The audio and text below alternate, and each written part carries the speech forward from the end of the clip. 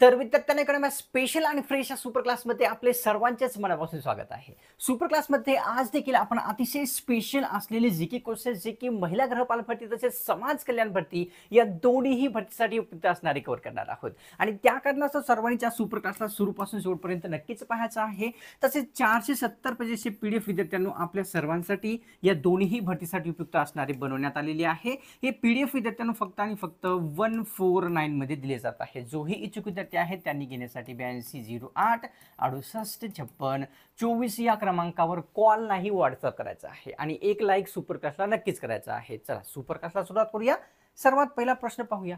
प्रश्न या ठिकाणी असा दिसून येतो की झुंबर या पुस्तकाचे लेखक कोण आहेत आपल्याला पहिल्या प्रश्नामध्ये विचारलेलं आहे. पुस्तकाचं नाव झुंबर आहे. तर दामोदर वर्तक, इरावती कर्वे, प्रकाश नारायण किंवा शांता शेळके. ऑप्शन क्रमांक या ठिकाणी योग्य आहे 3. प्रकाश नारायण यांनी झुंबर या पुस्तकाचे लेखक व्यक्ती आहेत. कव्हर करूया. प्रश्न दुसरा. सारनाथ या प्रसिद्ध ठिकाणी खालीलपैकी कोणती वास्तू स्थित आहे ते विचारलेलं आहे. सारनाथ या ठिकाणी कोणती वास्तू स्थित आहे? अशोक स्तंभ, लाल किल्ला, ताजमहाल किंवा बीबी का मकबरा. तर ऑप्शन क्रमांक या ठिकाणी एक योग्य आहे विद्यार्थ्यांनो. सारनाथ या ठिकाणी जे आहे अशोक स्तंभ स्थित. आता सारनाथ ठिकाण कोणत्या राज्यात येते? तर उत्तर प्रदेश या राज्यामध्ये येते हे आपल्या सर्वांना दिसून येते. आता लाल किल्ला कुठे येतो विद्यार्थ्यांनो? तर लाल किल्ला दिल्ली येथे आहे. ताजमहाल कोणत्या राज्यात किंवा कोणत्या ठिकाणी आहे हे आपण जर पाहिलं तर ताजमहाल विद्यार्थ्यांनो आग्रा येथे आहे. तेच या ठिकाणी आहे उत्तर प्रदेश येथे येतो. आता या ठिकाणी बीबी का मकबरा जर आपण पाहिले विद्यार्थ्यांना कोणत्या ठिकाणी येतो तर बीबी का मकबरा येतो या ठिकाणी छत्रपती संभाजी नगर या नगरमध्ये येतो. हे सर्वांना लक्षात घ्यायचं आहे. तर हा डेटा लक्षात घ्या. विद्यार्थ्यांना तुम्ही जर एमपीएससीची तयारी करत असाल तर फिजिक्सवाला अंतर्गत एमपीएससी वाला आपल्या सर्वांसाठी घेऊन आलेला आहे सर्वोत्तम एमपीएससी राजेश फाउंडेशन 2025 बॅच. या बॅचेसमध्ये विद्यार्थ्यांनो महाराष्ट्रातील हायली क्वालिफाईड शिक्षक आपल्याकडून प्रिपरेशन करून घेणार आहेत, आपल्याला शिकवणार आहेत. या बॅचेसची प्राइस ओरिजिनली पाहिली तर 19,999 आहे. सध्या ही बॅच 5,999 ला मिळत आहे. या 5,999 मध्ये 1,000 रुपयापर्यंत डिस्काउंट मिळवण्यासाठी स्क्रीनवर जो आपल्याला कुपन कोड दिसत आहे तो यूज नक्कीच करायचा आहे. त्याच्यानंतर विद्यार्थ्यांनो या ठिकाणी पाहून घ्या, ही दुसरी बॅच आहे.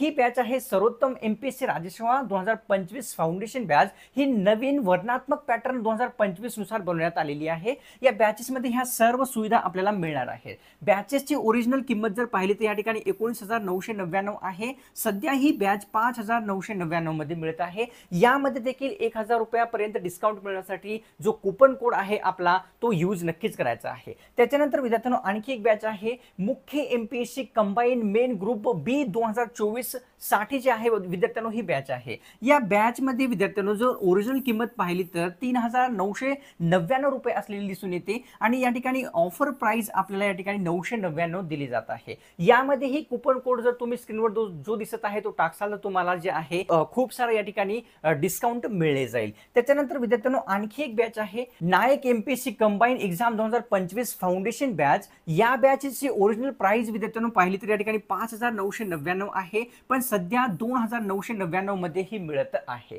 जरी यामध्ये देखील तुम्हाला आपल्याला 1,000 रुपयापर्यंत डिस्काउंट हवा असेल कुपन कोड नक्कीच इस्तेमाल करायचा आहे आपल्या सर्वांनी. त्याच्यानंतर आणखी एक बॅच आहे शेवटची मुख्य एमपीएससी राज्यसेवा मेन बॅच 2024 साठी आहे विद्यार्थ्यांनो. या बॅचची किंमत जी आहे 3,999 या ठिकाणी दिसून येते. जर यामध्ये ऑफर प्राइस आपण पाहिली तर 999 फक्त आणि फक्त आहे. कुपन कोड यामध्ये देखील तुम्ही एनरोल करता वेळेस जर टाकला आपला जो स्क्रीनवर आपल्याला दिसत आहे विद्यार्थ्यांनो तुम्हाला यामध्येही खूप सारा डिस्काउंट मिळून जाईल. या सर्व बॅचेसचा जो लिंक आहे विद्यार्थ्यांनो या सुपर क्लासच्या डिस्क्रिप्शन मध्ये दिलेला आहे. आपण नक्कीच या बॅचेसमध्ये जोही इच्छुक विद्यार्थी आहे त्यांनी एनरोल करायचा आहे.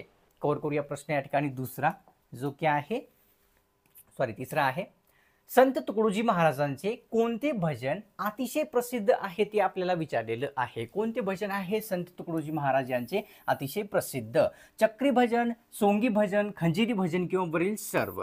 तर ऑप्शन क्रमांक योग्य आहे 3. खंजिरी भजन जे आहे संत तुकडोजी महाराजांचे अतिशय प्रसिद्ध असलेले दिसून येते. संत तुकडोजी महाराज यांचा जो जन्म आहे तो कधी झालेला आहे पाहिले तर या ठिकाणी जन्म जो आहे विद्यार्थ्यांनो 30 एप्रिल 1919 हाला जन्म झालेला आपल्या सर्वांना दिसून येतो. ठीक आहे. आता या ठिकाणी मृत्यू जर पाहिला तर मृत्यू आहे विद्यार्थ्यांनो 11 ऑक्टोबर 1968 असलेला आपल्या सर्वांना दिसून येतो. कोणत्या ठिकाणी जन्म आणि मृत्यू झालेला आहे तर तो ठिकाण आहे विद्यार्थ्यांनो अमरावती. अमरावतीला जन्म झालेला आहे आणि त्याच ठिकाणी मृत्यूही झालेला आहे, हे आपल्या सर्वांना लक्षात येते. तर घेऊया प्रश्न या ठिकाणी पुढचा, जो की आहे 4थ्या क्रमांकाचा. वाहनांमध्ये कोणत्या प्रकारचा आरसा वापरला जातो ते आपल्याला विचारलेलं आहे. जेवढेही आपल्या 4 व्हीलर असतात, 2 व्हीलर असतात किंवा इतर कोणत्याही असो, तर त्यामध्ये कोणता आरसा असतो? अंतर्वक्र, सूक्ष्मदर्शक, बहिर्वक्र किंवा या ठिकाणी वरील नाही. ऑप्शन क्रमांक योग्य आहे 3. बहिर्वक्र जो आरसा असतो तो सर्व वाहनांच्या काचामध्ये आरशामध्ये लावलेला असतो, हे आपल्या सर्वांना लक्षात येते. पुरुष आणि स्त्री प्रजनन संस्थेमध्ये कोणती ग्रंथी ही समान असते? स्त्री पुरुषांमध्ये ती ग्रंथी असते. अशी कोणती ग्रंथी आहे? वाय आहे, एक्स आहे, एक्स एक्स किंवा वाय वाय. तर या ठिकाणी समान ग्रंथी जी आहे विद्यार्थ्यांनो या ठिकाणी असलेली दिसून येते एक्स ही समान ग्रंथी विचारलेली आहे. समान ग्रंथी आपल्याला या ठिकाणी 2 ऑप्शन क्रमांक योग्य राहणार आहे. एक्स जे आहे विद्यार्थ्यांनो ते महिलेमध्ये ही ग्रंथी असते आणि पुरुषांमध्ये ही ग्रंथी असते. महिलांमध्ये कोणती असते तर एक्स एक्स ही ग्रंथी जी आहे महिलांमध्ये असते. एक्स वाय ही जी ग्रंथी आहे पुरुषांमध्ये असते. जर महिलाचे या ठिकाणी म्हणजे एक्स एक्स मिळाले तर कोणाचा जन्म होतो तर या ठिकाणी मुलीचा जन्म होत असतो. आणि एक्स वाय जर मिळाले विद्यार्थ्यांनो तर या ठिकाणी कोणाचा होत असतो जन्म?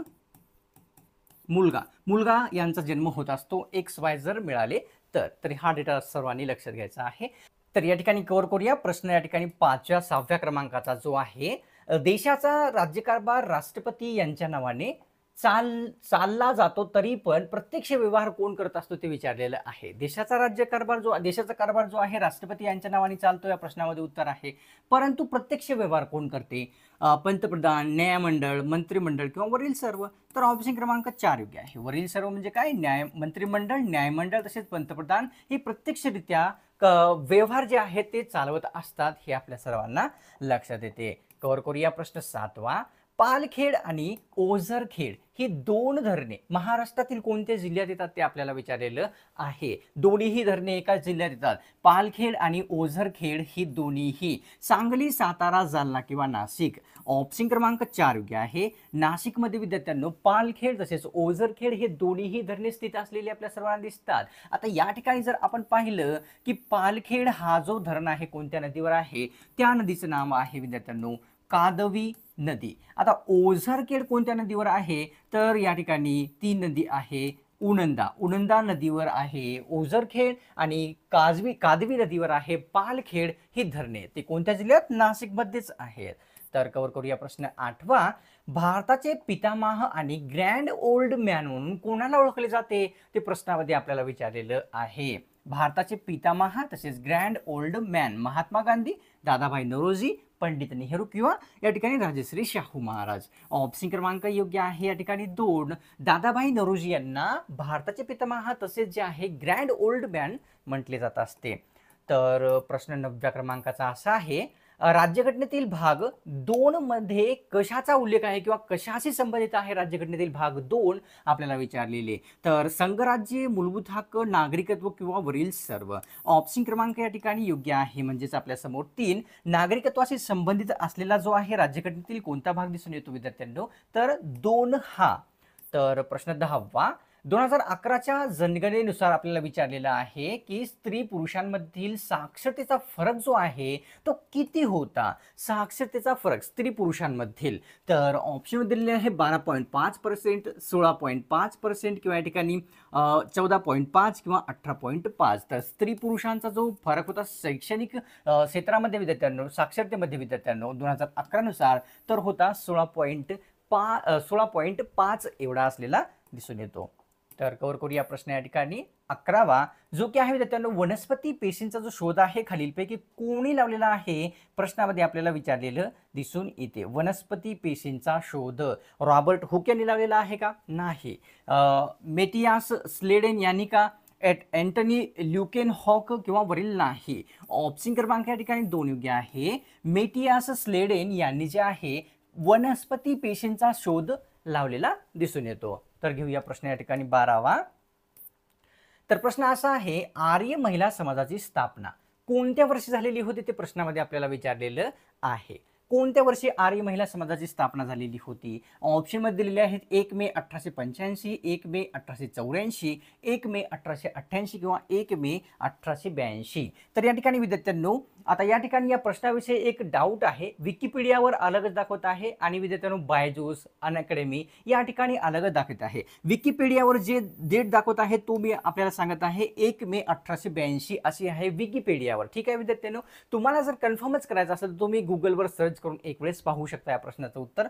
थोडं एक मी तुम्हाला सांगितलं आहे की डाऊट आहे असा.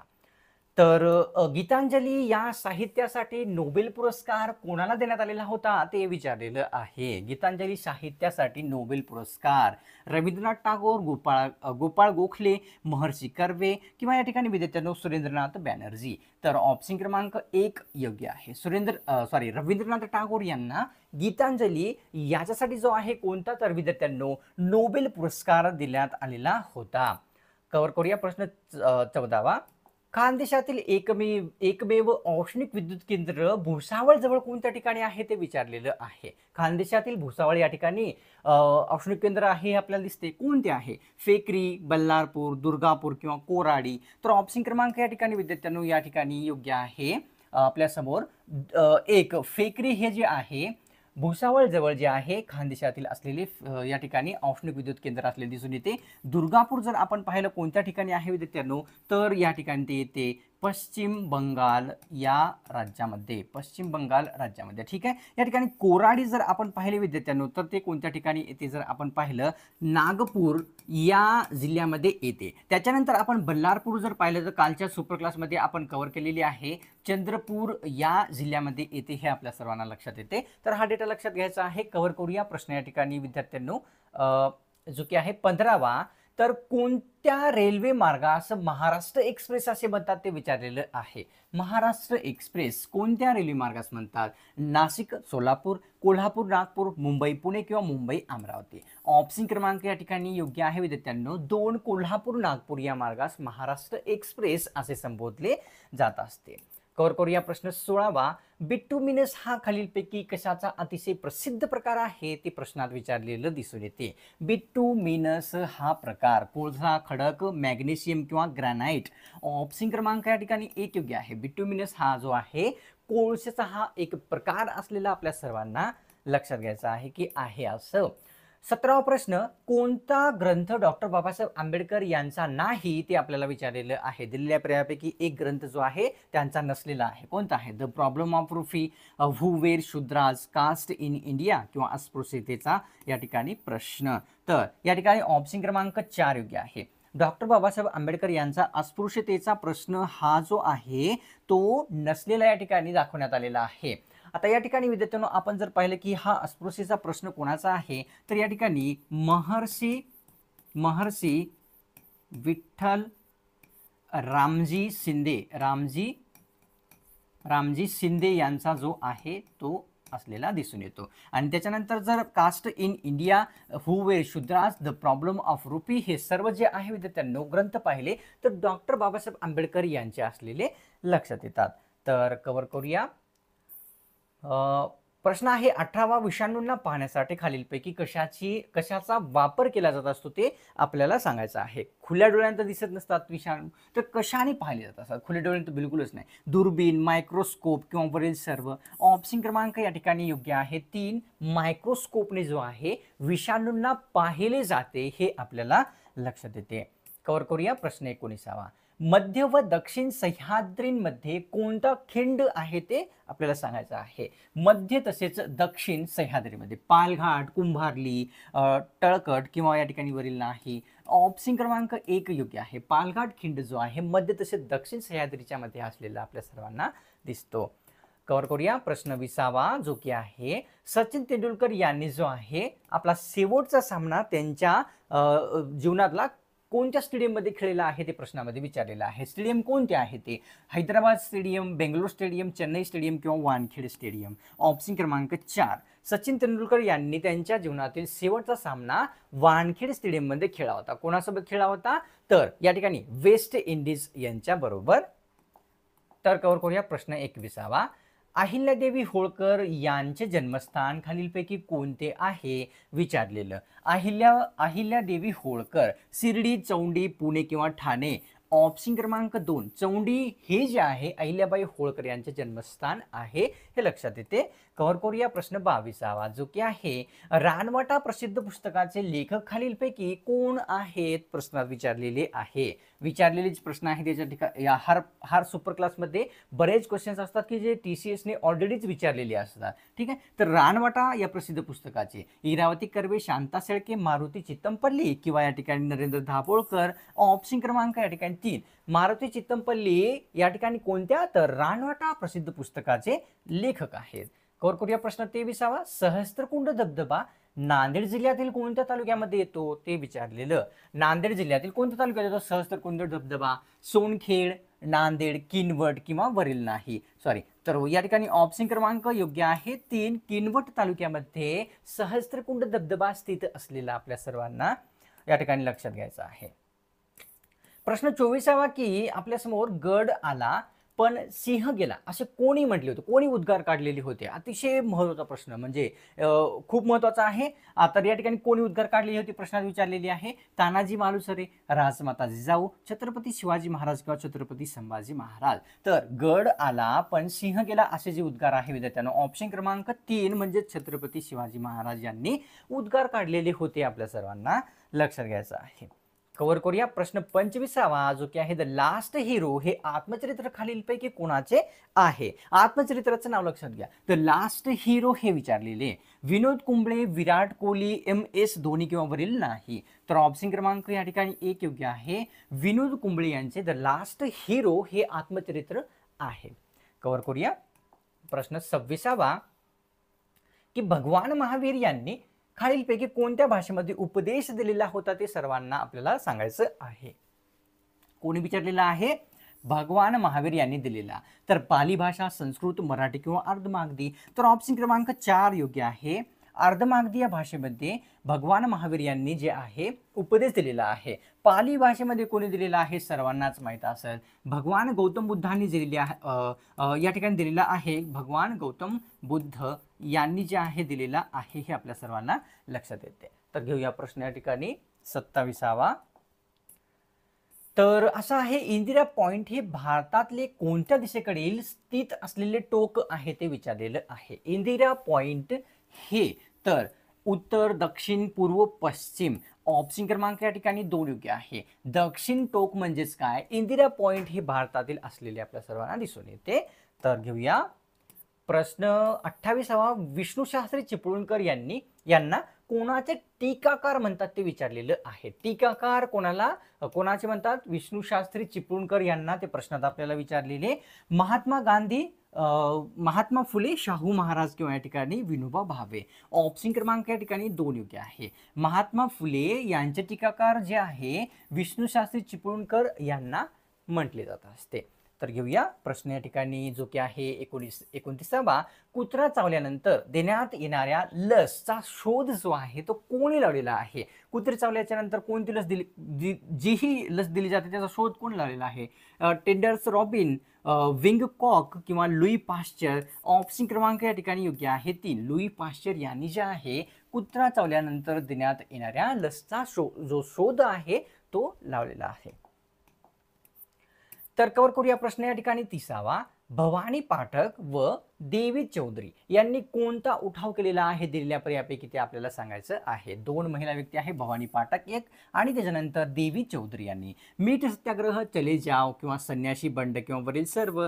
तर ऑप्शन क्रमांक या ठिकाणी 3 योग्य आहे. संन्यासी बंड भवानी पाठक तसेच देवी चौधरी यांनी म्हणजेच उठाव केलेला आपल्या सर्वांना दिसून येतो. आता विद्यार्थ्यांना सुपर क्लासला सोडण्यापूर्वी काय करायचं आहे, नक्कीच एक लाईक नक्कीच करायचं आहे, तुमच्यातर्फे प्रोत्साहन थोडासा द्यायचा आहे. आणि विद्यार्थ्यांनो जे आपल्याला सांगितलं की या ठिकाणी फिजिक्सवाला यांच्या अंतर्गत MPSC वालाने जे लॉन्च केलेल्या बॅचेस आहे त्यामध्ये तुम्ही जर MPSCची तयारी करत असाल तर त्यामध्ये नक्कीच एनरोल करायचं आहे. जर आपण तयारी करत असाल तर नक्कीच करायचं आहे. लिंक जे आहे त्या बॅचेसचा या व्हिडिओच्या डिस्क्रिप्शनमध्ये दिलेला आहे. सर्वांनी जेही इच्छुक आहे त्यांनी एनरोल करू शकता जाऊन त्या ठिकाणी येऊन. आणि चॅनलवर तुम्ही नवीन असाल तर सबस्क्राईब लगेच करून घ्यायचं आहे. अशाच प्रकारची स्पेशल सुपर क्लास पुढेही एकदम फ्रीमध्ये पाहण्यासाठी. चला भेटूया पुढच्या एका नवा स्पेशल आणि फ्रेश सुपर क्लासमध्ये.